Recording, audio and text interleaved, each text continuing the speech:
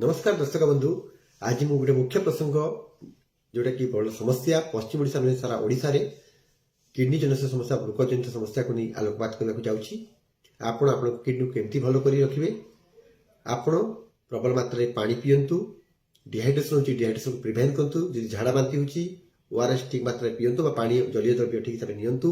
आपण जदि बद अभ्यास करूछंती जेमति कि आपण स्मोकिंग करूछंती कि बा अल्कोहल होची दूर रहंतु।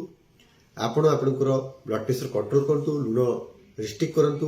लुण टी कमई दियंतु खाइबारे। जदि आपनको डायबिटीज को कंट्रोल करंतु। सुगर को कंट्रोल करंतु।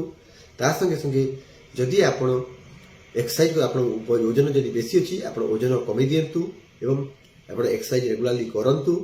आपण एमिति औषध जोटा कि किडनी को खराब करथाय जेमिति कि आपणकर दर्द बटिका बा एनसेड्स एसिड बटिका बा पीपीआई एवं किछटा एंटीबायोटिक जेंति कि ग्लाइकोसाइड भांकोमाइसिन ताको आपण लंबा ड्यूरेशन खांतु नहीं एवं रेगुलर स्ट्रेस आपण निजको रखंतु। ए सब करबा संगे संगे जदि आपनको परिवार रे जदि के किडनी रे संक्रमित ताले आपनको आहुर टिके माने विजिलेंस हेबा पड़ियो विजिलेंट हेबा पड़ियो। ए सब कले आपण आपनकर किडनी को ठीक रखि परिबे एवं पूरे सुस्थ जीवन यापन करि परिबे। जय हिंद जय भारत।